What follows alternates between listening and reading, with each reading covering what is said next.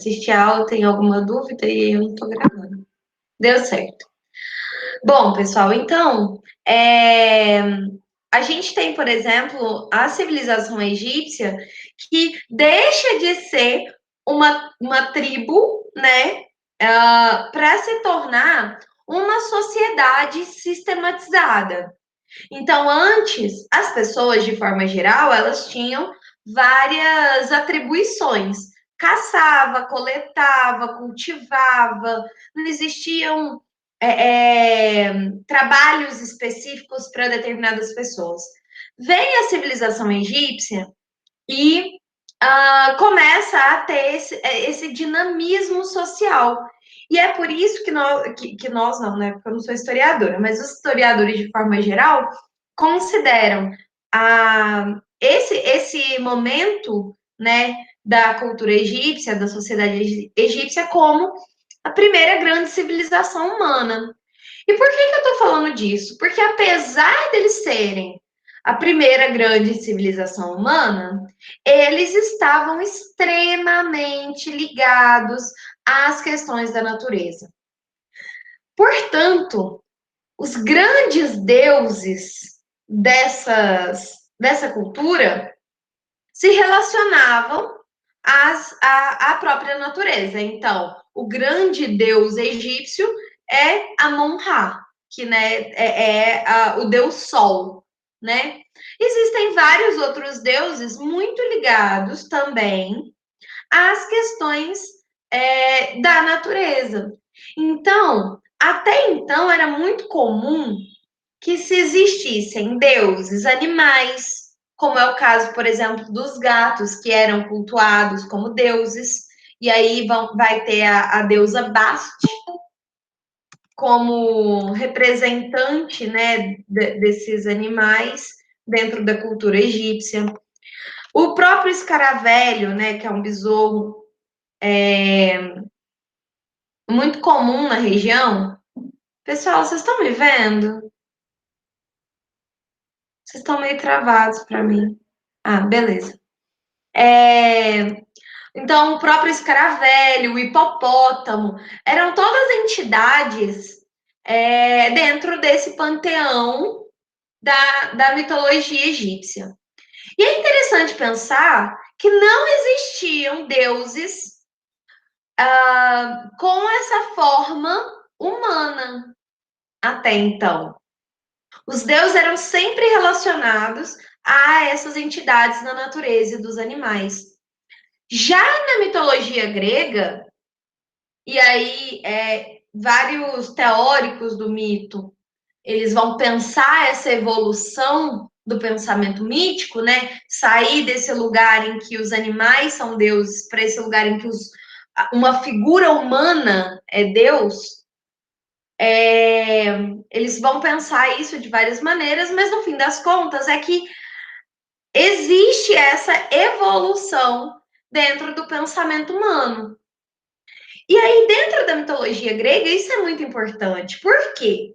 Porque os deuses existem à imagem e semelhança do homem, né? Claro que dentro da mitologia, nós é que somos a imagem e semelhança dos deuses, mas na prática é que eles é que refletem algumas questões da natureza humana. Então, dentro da cultura grega, por exemplo, ao contrário do deus judaico-cristão que vai ser que vai surgir alguns milênios depois, inclusive bastante recente, né? Apenas 2000 anos, né?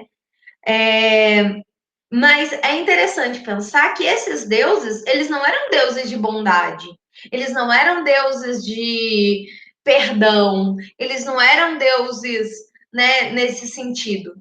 Eles, na verdade, espelhavam essas características que são inerentes a nós.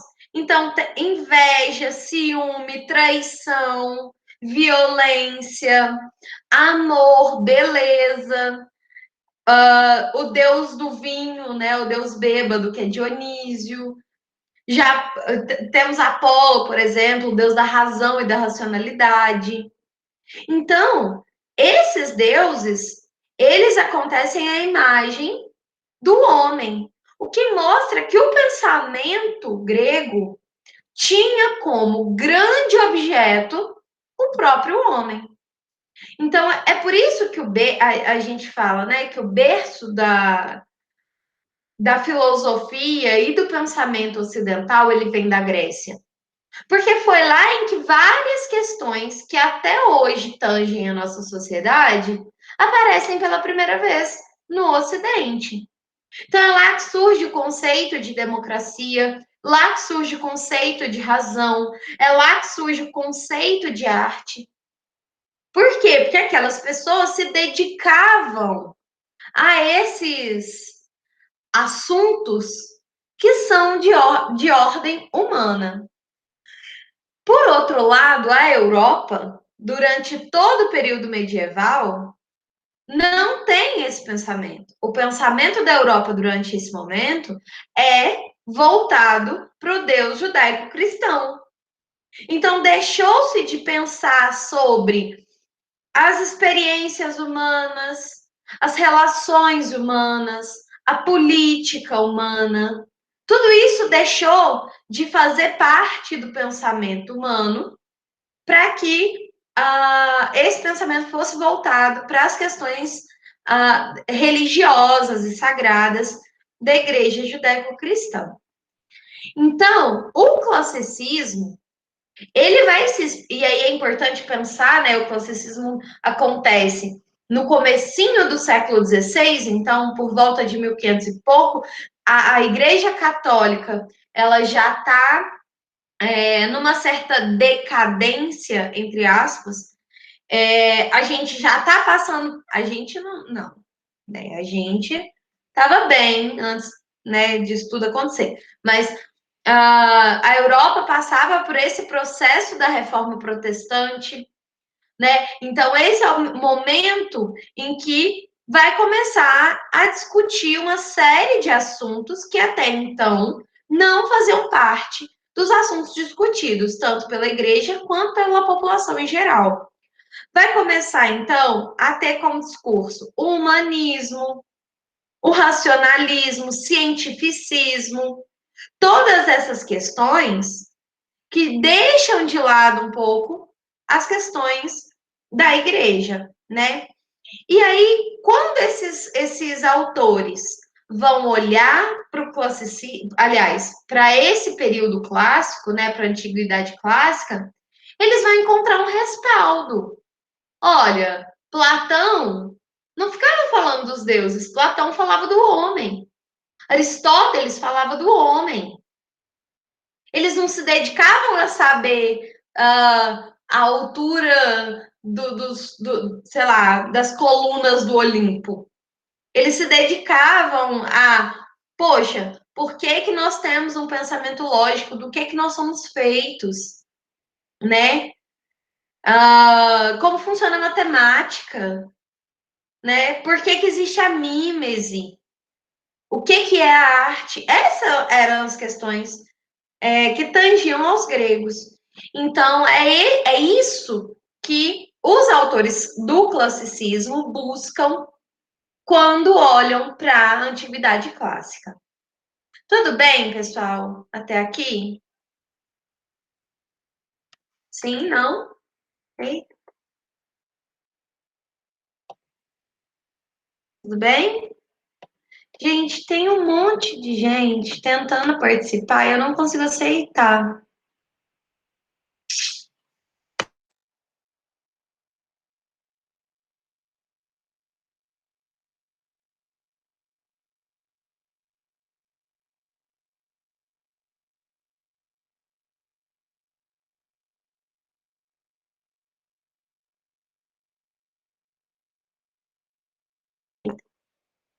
Pronto. Desculpa, gente. Tinha um monte de gente pedindo para eu aceitar e eu não estava conseguindo, não estava deixando.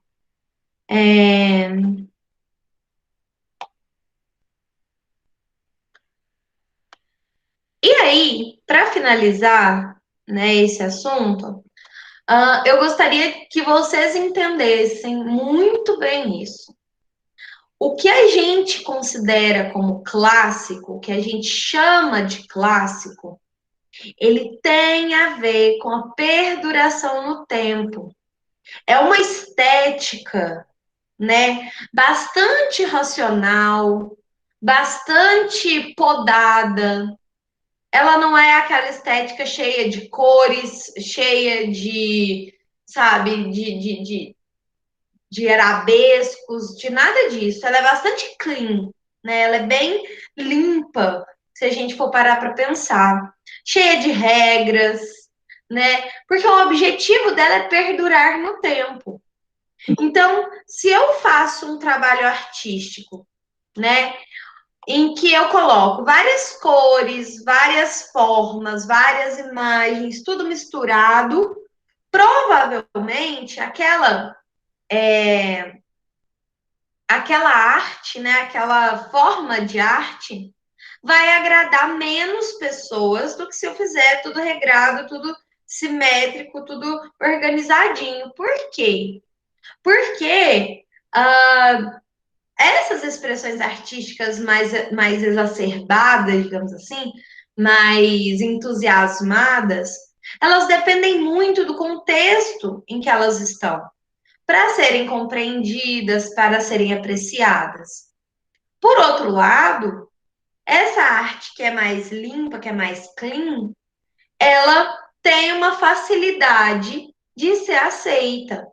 Então, quando a gente fala em clássico, é também um conceito que vai ficar o tempo inteiro voltando ao longo da história. Tanto é que nós temos o período clássico, a antiguidade clássica, nós temos o classicismo e agora nós vamos ver o arcadismo ou neoclassicismo. Então, vamos lá ver. Esse trechinho, né, do poema é de uma obra chamada Marília de Dirceu, do Tomás Antônio Gonzaga. É um autor mineiro, né? E aí ele escreve: ama Apolo e o fero Marte, ama ao seu o mesmo jovem. Não a vã riqueza, sim beleza quem os move. Posto ao lado de Marília, mais que mortal me contemplo. Deixo os bens que aos homens cegam, sigo dos deuses o exemplo. Amo virtudes e dotes. Amo, enfim, presaldar ao seu. Bens que valem sobre a terra e que têm valor no céu. Marília de Dirceu é uma obra que o Tomás Antônio Gonzaga escreve para uma jovem da época. Eles não chegam a se casar, nem ter nada, mas ele era apaixonado por ela. E ele escreve.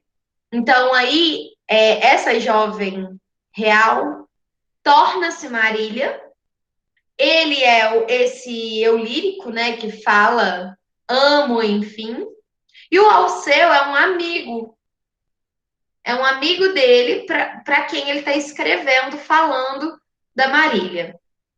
Esse poema ele é longo, ele vai falar um monte de coisa, ele vai falar do quanto ele gostaria de viver com a Marília, sabe, num campo, pasteando ovelhas e vivendo um paraíso idílico, assim, sabe?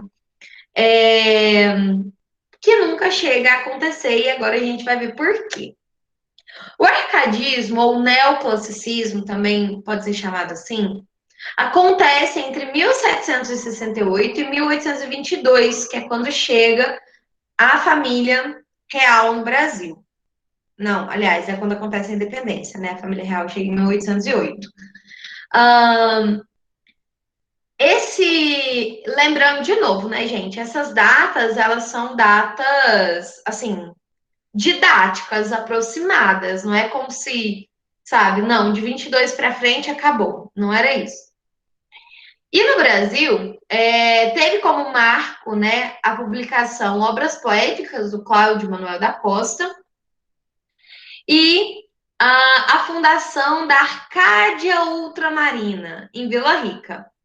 O nome dessa escola literária vem das Arcádias, que eram sociedades literárias da época lá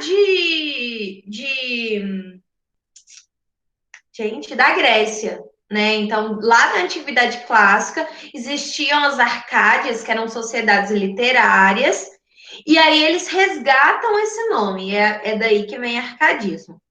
Os principais autores brasileiros são Cláudio Manuel da Costa, Santa Rita do Durão, Basílio da Gama e Tomás Antônio Gonzaga. Eu vou falar um pouquinho dos principais mais para frente, mas Basílio da Gama escreve O Uruguai, onde ele relata o caso de uma aldeia indígena que foi invadida, né? Tentaram invadir, os portugueses tentaram invadir a aldeia, e aí ele conta um pouco dessa resistência indígena. Tomás Antônio Gonzaga tem como principal obra Marília de Dirceu, mas ele também escreve Cartas Chilenas, que é uma obra bastante significativa, principalmente para a história de Minas Gerais. E aí já eu explico por quê. Quais são as características do arcadismo? Exaltação da natureza, valorização do cotidiano e da vida simples e pastoril no campo, que também é conhecido como bucolismo. Então, na verdade, esses autores, eles fantasiavam com o mundo que era a Grécia. É literalmente isso. Né? Então, a Grécia é marcada pelos pastos verdejantes, marcada pela beleza das paisagens, marcada pelos pastores, né, que cuidavam das ovelhas. Então, esses autores, né, aqui no Brasil, eles fantasiavam com o que era a Grécia. E é daí que vem bastante essa estética, né, do campo, de cuidar de ovelha, de querer uma vida simples. Eles criticam a vida nos centros urbanos, então, nesse momento no Brasil, nós já temos alguns centros urbanos bastante cheios, né, de pessoas já estabelecidos. Nesse momento, nós temos Recife, Portugal, Recife, Salvador, São Paulo, Rio de Janeiro, né? Então, eram lugares que já tinham uma vida econômica e urbana bem definida. Eles vão seguir o modelo clássico, né? Então, eles vão olhar de novo tanto para o classicismo quanto para a antiguidade clássica. Eles usam uma linguagem simples, assim como no classicismo, porque é aquilo que a gente conversou, né? Se o meu objetivo é chegar na maior quantidade de pessoas possível, fazer com que a minha arte chegue na maior quantidade de pessoas possível, então o meu objetivo é essencialmente o de ter uma linguagem simples, de manter uma linguagem simples para que a maior quantidade de pessoas leia, interprete, signifique e aprecie aquela estética. Nós teremos também a utilização de pseudônimos. Isso é uma característica do arcadismo brasileiro, principalmente. E a maior parte desses pseudônimos tem a ver com essa estética e com a cultura grega também. Então, é bastante comum que se veja, por exemplo, Alceu, que é um nome essencialmente grego, né? E eles usam como apelido. Objetividade, como eu disse, se você quer que a maior quantidade de pessoas entenda e aprecie seu trabalho, sua escrita, você tem que manter uma linguagem relativamente simples e objetiva. A temática, né, do arcadismo são temas bastante simples e recorrentes: amor, a vida, o casamento, paisagem. E aí, eles vão ter algumas expressões que também vão definir essa estética. O primeiro é o foguete urban, que é fugir da cidade. Eles entendem que a cidade é um espaço que vai corromper, né, a bondade desse homem do campo. Esse homem da cidade é um homem corrompido. Corrompido pela sociedade, corrompido pelas outras pessoas, corrompido por uma série de elementos que compõem a cidade. E aí é interessante pensar que, nesse momento, o que está acontecendo Desculpa. Nesse momento, o que está acontecendo na Europa? Nesse momento, está acontecendo o Renascimento. O Renascimento, ele é marcado por algumas questões, mas uma delas é a questão que o Rousseau vai levantar, né? De falar que o homem, que é a teoria do bom selvagem, né? O homem em contato com a natureza, ele é uma pessoa boa por essência. O que vai corromper esse homem é as amarras da sociedade. Então, o arcadismo, ele encontra essas ideias de Rousseau, né? De acreditar que dentro da cidade o homem ele é corrompido enfim, por todas as questões relativas a uma sociedade. Nós teremos também a inutilia truncat, que é cortar o inútil. Faz sentido, porque, como eu disse em relação ao classicismo, ao conceito de clássico, e vale para o arcadismo. Se você tem um objetivo de fazer com que sua arte seja vista e entendida por muitas pessoas, você tem que ser o mais simples e objetivo possível, né? Se ficar de muitas cores, muitas palavras, muitas imagens, muitas expressões, pode ser que essa estética não agrade a sociedade, as pessoas, num futuro e num contexto diferente, né?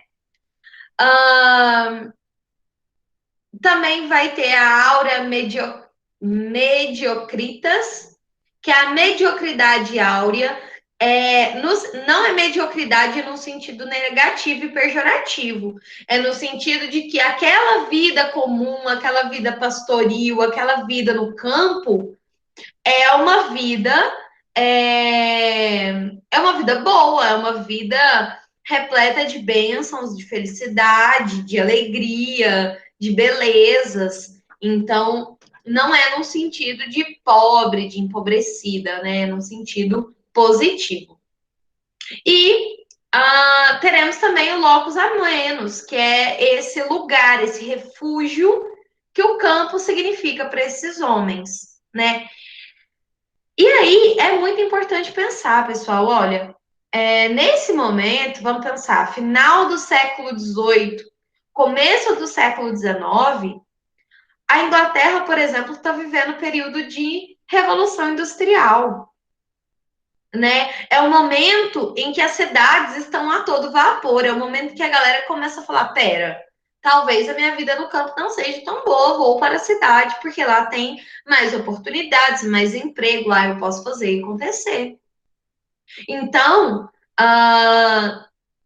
o arcadismo, ele é meio que uma bandeira levantada, falando, não, o campo é o lugar onde o homem deve ficar. No campo, o homem é uma pessoa boa, né? A cidade, ela corrompe. Aqui eu posso me casar, ter filhos, eu tenho uma paisagem bonita o tempo todo, né? Então, é realmente uma bandeira nessa busca, né, pela felicidade camponesa, digamos assim. E aí, agora a gente vai entender um pouquinho o porquê que essas características são as características do arcadismo. Pessoal, aqui, quando esses autores escrevem, né, e a maioria deles são mineiros, o que estava acontecendo aqui no Brasil?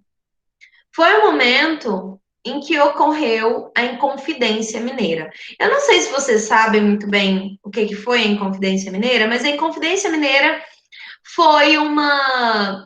A gente. Aqui em Minas existia, né, o Polo do Ouro, que era Ouro Preto, né, conhecida nessa época como Vila Rica. E existia uma cobrança absurda de impostos sobre o ouro e sobre Minas Gerais. Por quê? Como tinha muito ouro, as chances desse ouro ser extraviado era muito alta. Inclusive foi, né? Era muito comum, assim, que principalmente pessoas escravizadas cobrissem o corpo com ouro, colocassem pepitas de ouro no cabelo. É nessa época que cria a expressão santo do pau oco, porque eles criavam imagens de santos ocas e guardavam o ouro lá dentro para desviar o ouro. Então a coroa portuguesa foi muito, muito rígida com essa produção de ouro aqui de Minas Gerais. Então existia uma taxação de impostos assim absurda nesse período.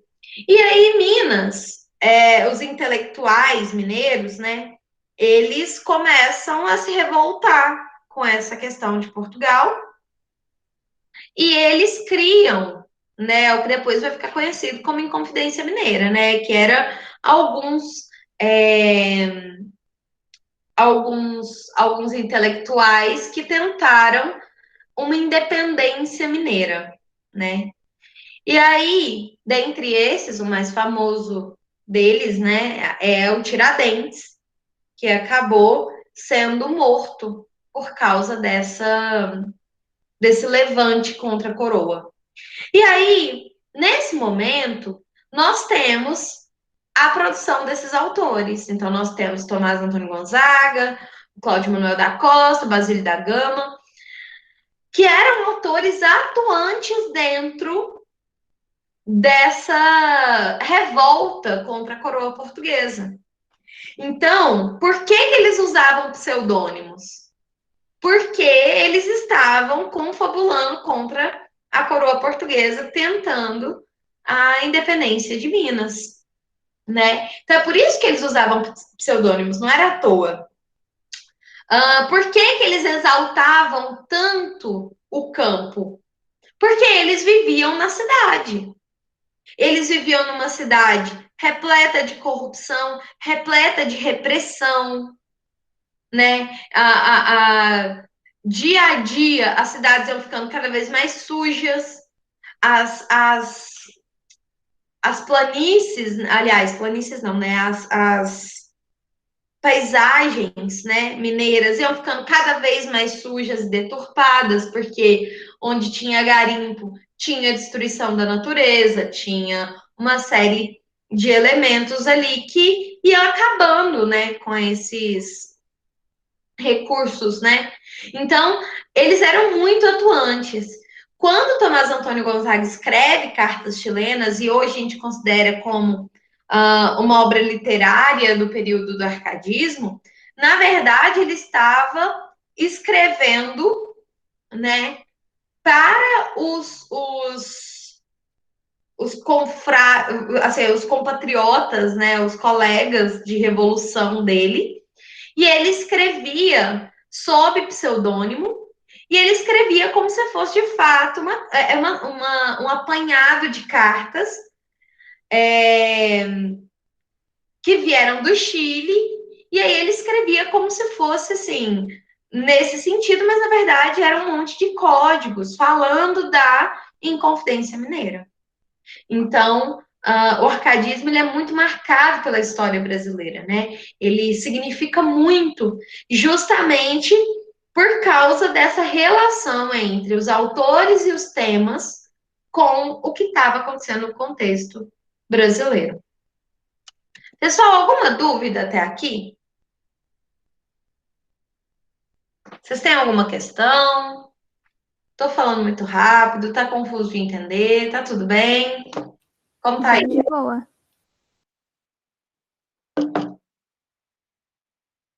Beleza. Se vocês quiserem que eu passe mais rápido, volte a algum conceito, alguma coisa, é só avisar. Bom, e aí nós teremos então os autores, né? Cláudio Manuel da Costa nasce em 1729 e morre em 1789. Era poeta, advogado e jurista brasileiro, considerado precursor do arcadismo no Brasil e se destacou pela obra literária, principalmente pela poesia. O poeta mineiro, em seus textos, aborda elementos locais, escrevendo paisagens, temática pastoril e expressando um forte sentimento nacionalista. Então, ele tem, existe essa temática nacionalista justamente por causa desse momento que a Minas vivia, né? Então, de uma repressão muito grande por parte da coroa portuguesa. Foi acusado de participar da Inconfidência Mineira, junto com Tiradentes, foi preso em 1789 e suicidou-se na cadeia. Então, as obras que merecem destaque são as obras poéticas e Vila Rica. Vila Rica fala um pouco sobre a cidade de Ouro Preto, né? Falam nesse sentido. Tomás Antônio Gonzaga, né, jurista, político e poeta luso-brasileiro. Lembrando que nesse momento existe muita presença ainda da cultura portuguesa, de português, descendentes de português, então ainda é um pouco difícil falar em literatura brasileira, mas já é algumas gerações para frente, né? É um dos grandes poetas Árcades e tinha como pseudônimo Dirceu, por isso o nome Marília de Dirceu, que é a obra dele que foi destacada, né? É baseada no romance, né, com a brasileira Maria Dorotéia Joaquina de Seixas. Então, lembra, eu falei que ele tinha uma amada, né, e que ele dá o nome Marília. E aí ele também escreve, né, um pouco sobre, ele escreve as cartas chilenas, também participou da Inconfidência Mineira. Basílio da Gama, né, ele é de 1741 e morre em 1795. Foi um poeta mineiro, autor do poema épico Uruguai. Lembrando, pessoal, aquilo que eu falei a respeito do classicismo também. O poema épico, que é o que define a Ilíada, a Odisseia, a Eneida, os Lusíadas e o Uruguai, são o que a gente vai chamar de forma rígida, né? De uma forma fechada de poema. Você não tem muito espaço para criar dentro da forma do poema. É aquela forma e você tem que seguir ela. E isso é muito característico da estética clássica, principalmente da greco-romana. Então é por isso que eles seguem, que eles têm como princípio, né, a estética clássica. Ele aborda a disputa entre os europeus, os jesuítas e os índios, né? Só que ele, ao contrário dos outros poemas épicos, né, clássicos, ele tem só 5 cantos, né? E ele não tem rima. E isso é bastante diferente, porque até então existia uma série de rimas, né? Um composto de rimas que precisava ser seguida dentro da forma, né, do poema épico. Ele participou da Arcádia Romana na Itália, foi preso em Portugal, acusado de manter relações de amizade com os jesuítas, né? As principais obras, né? Uruguai, o Etalânio de Núpcias da Senhora Dona Maria Amália, Declamação Trágica e Quitúbia, né? Eu não conheço essas obras, confesso. Essas que eu conheço Araguaia e a Declamação Trágica. Essas outras, nunca ouvi falar. Pessoal, então é isso. Alguma dúvida a respeito do arcadismo? Sim? Não? Tá tudo bem? Algum comentário? Acho que tá ok. Beleza. Então, agora, eu vou aproveitar esses últimos minutinhos. Não sei se vocês fizeram o questionário, né? Eu passei um questionário com 20 questões sobre os movimentos. Eu estou mandando aqui no chat para vocês.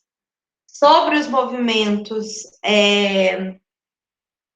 sobre os movimentos literários que nós estudamos até agora. Então, quinhentismo, barroco, classicismo e neoclassicismo, tá? Por ordem cronológica, né? Nós temos quinhentismo e classicismo que acontecem simultaneamente, quinhentismo no Brasil, classicismo em Portugal. Em seguida vem o barroco e por último o arcadismo, né? E o arcadismo já acaba no final do século XIX, que é quando a gente começa assim, na minha opinião, as duas grandes escolas do século, assim, que é o romantismo e o realismo. Essas a gente vai trabalhar com um pouco mais de calma, com um pouco mais de espaço para a gente poder, porque são as mais cobradas e são as que têm mais produção mesmo, né? Então, nós trabalharemos elas com um pouco mais de afinco, digamos assim. Pessoal, poucas pessoas responderam as questões que eu enviei. E aí, eu tinha como objetivo começar aliás, a corrigir, né, essas questões, mas eu gostaria de saber de vocês. Vocês preferem ter mais essa semana para vocês fazerem essas atividades e a gente corrige na próxima aula? Ou vocês já querem que eu comece a corrigir hoje?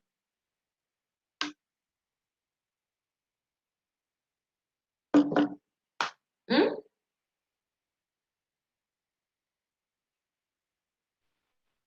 Acho que corrigir hoje é melhor, professora. Então tá, então vamos começar. Eu vou apresentar aqui para vocês. Peraí.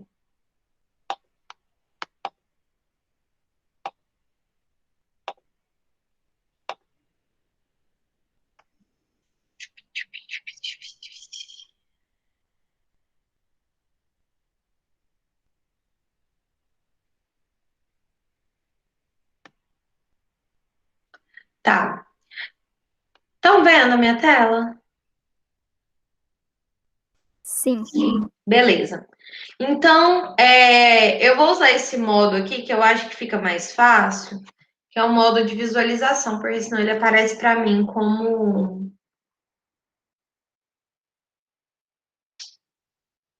Ah, que droga.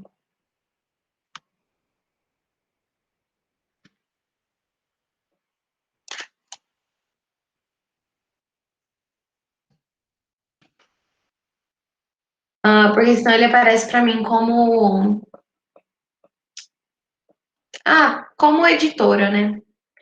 Bom, nós temos aqui então, né, o primeiro tópico, a primeira questão. Sobre a literatura produzida no primeiro século da vida colonial brasileira, é correto afirmar que é formada principalmente por poemas narrativos e textos dramáticos que visam a catequese?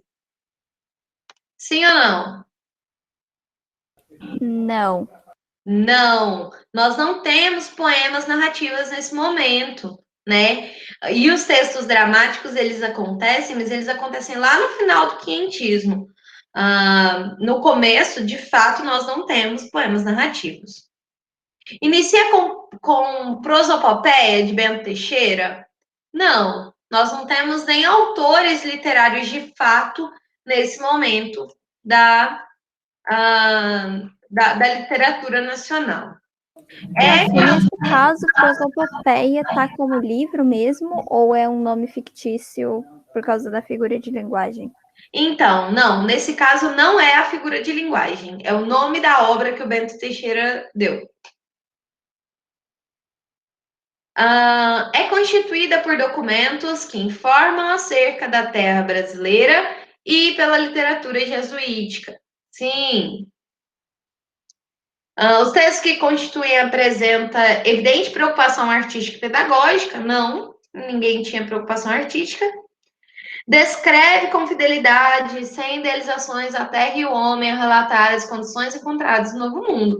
Também não, né? Eles idealizam muito a terra e os nossos nativos, né?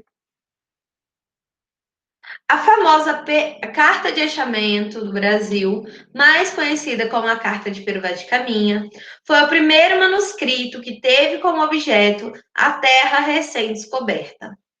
Nela, encontramos o primeiro registro de nosso país, feito pelo escrivão do rei de Portugal, Pero Vaz de Caminha. Podemos inferir, então, a seguinte intenção dos portugueses: objetivavam o resgate de valores e conceitos sociais brasileiros? Não, porque conceitos sociais e valores brasileiros naquele momento não eram únicos, né? Cada população indígena tinha valores e conceitos sociais e na época não existia uma unificação, né, desses povos para a gente poder chamá-los de brasileiros. Então, não. Buscavam descobrir através da arte a história da terra recém-descoberta? Não, eles estavam muito preocupados em explorar, matar e estuprar as pessoas que viviam aqui. Estavam empenhados em conhecer um pouco mais sobre a arte brasileira? Também não. Tudo que eles puderam destruir e acabar com as artes dos nativos, eles fizeram. Firmar um pacto de cordialidade com os nativos da terra descoberta? Também não. Não existiu pacto de cordialidade.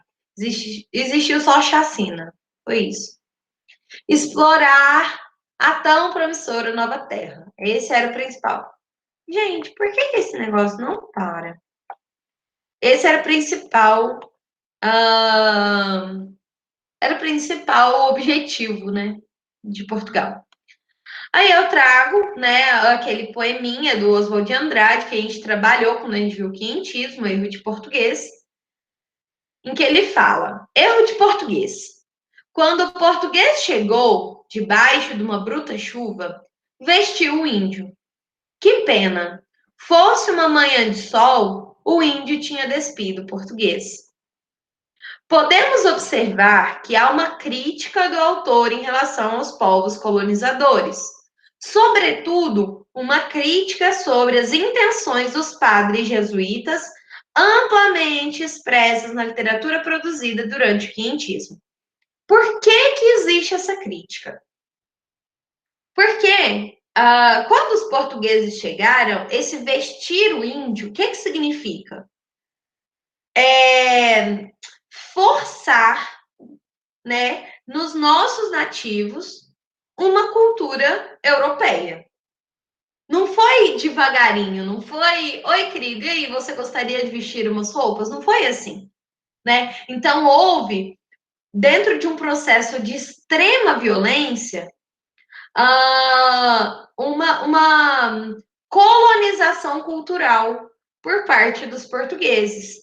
Então, esse vestir o índio não é só o vestir no sentido de vestimentas, é no sentido cultural, religioso, né? Qual que é a primeira coisa que o Pero Vaz de Caminha fala na carta? Que aquela terra parecia ter vários recursos, mas que lá o principal recurso seria salvar as almas dos nativos.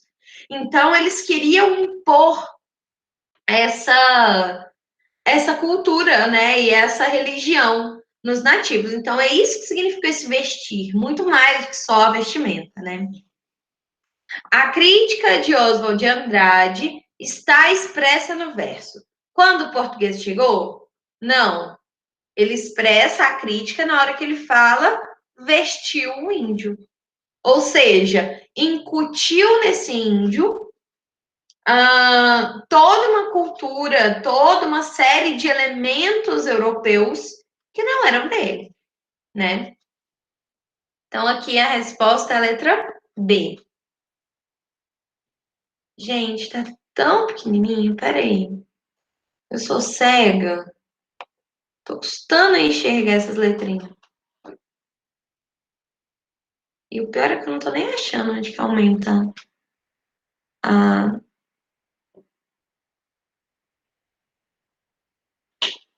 Ih, não enxerga mesmo. Texto 1. José de Anchieta, olha isso, não consigo enxergar. Fazia parte da Campanha de Jesus, Companhia de Jesus, aliás. E veio ao Brasil aos 19 anos para catequizar a população das primeiras cidades brasileiras. E, como instrumento de trabalho, escreveu manuais, poemas e peças teatrais. Texto 2. Todo o Brasil é um jardim em frescura e bosque, e não se vê em todo ano árvore nem erva seca. Os arvoredos se vão às nuvens, de admirável altura e grossura e variedade de espécies. Muitos dão bons frutos, e o que lhes dá graça é que há neles muitos passarinhos de grande formosura e variedade, e seu canto não dão vantagem aos rouxinóis, pintacilgos, colorinos e canários de Portugal, e fazem uma harmonia quando um homem vai por esse caminho, que é para louvar o Senhor, e os bosques são tão frescos que os lindos e artificiais de Portugal ficam muito abaixo.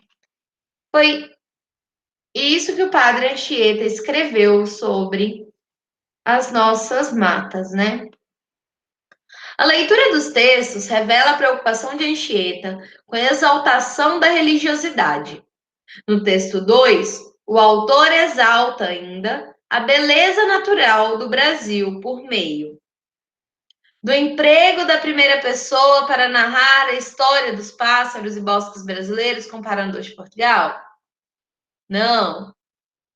Da adoção de procedimentos típicos do discurso argumentativo para defender a beleza dos pássaros? Não. Da descrição de elementos que valorizam o aspecto natural dos bosques brasileiros, a diversidade e a beleza dos pássaros. É a letra C. Do uso de indicações cênicas de gênero dramático para colocar em evidência a frescura dos bosques? Não. Do uso tanto de características de narração quanto de discurso argumentativo para convencer o leitor da superioridade de Portugal em relação ao Brasil? Também não.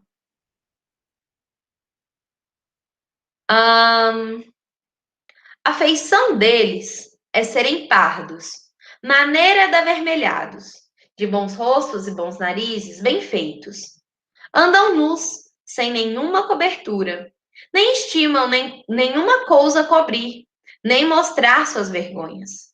E estão acerca disso com tanta inocência como tem de mostrar o rosto. Esse é aquele trechinho, né, da carta do Pero Vaz de Caminho.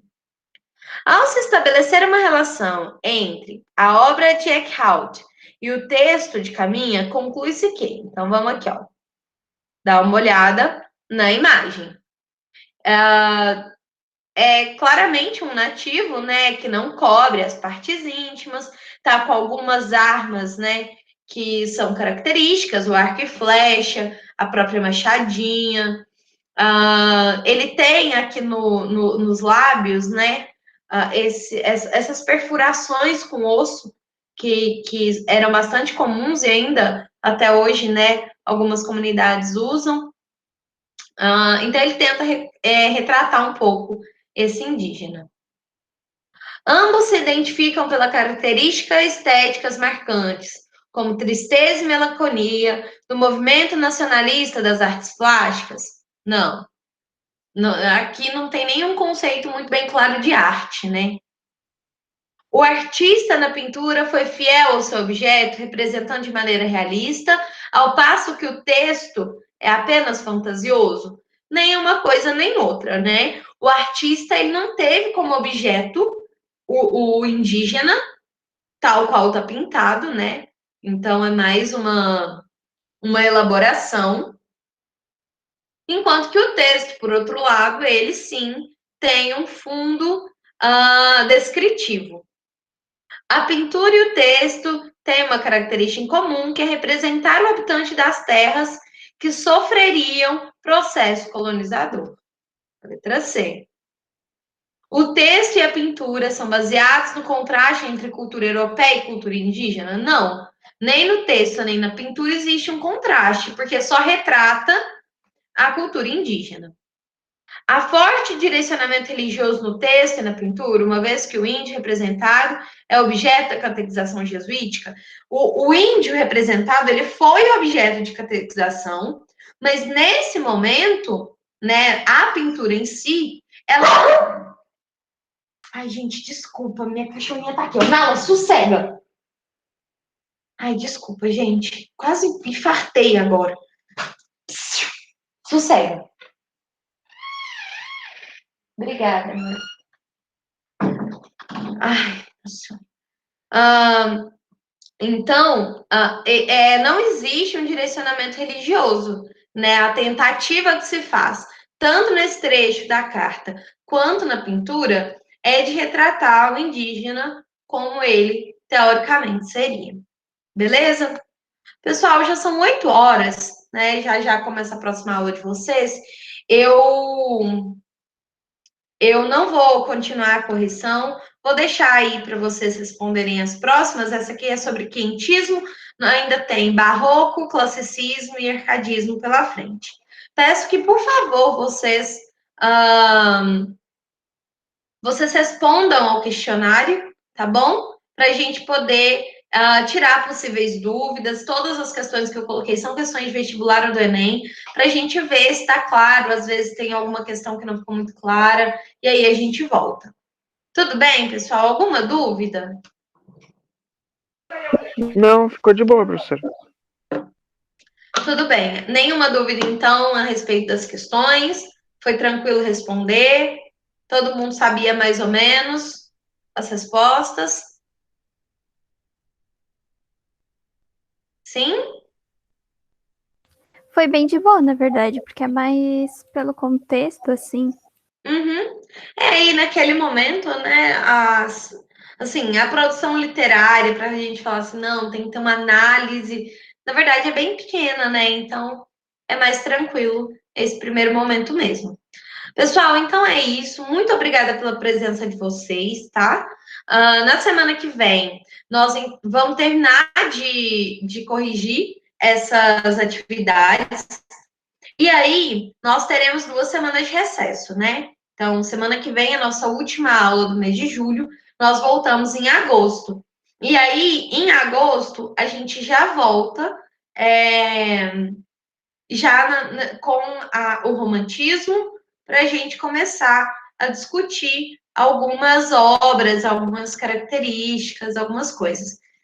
Eu vou, na semana que vem, deixar com vocês uma recomendação de leitura para esse recesso, se vocês conseguirem, tá? Eu vou deixar uma recomendação de leitura do romantismo para que vocês leiam. Provavelmente eu não vou deixar um romance, porque são só 2 semanas, a leitura pode ser um pouco mais complicada por causa da linguagem, mas talvez eu deixe um poema, alguma coisa relativa a isso para a gente discutir na nossa primeira aula de agosto. Tudo bem? Então é isso, pessoal. Muito obrigada pela presença de vocês. Deixa eu parar de gravar aqui. Muito obrigada pela presença de vocês. Façam um questionário, tá bom?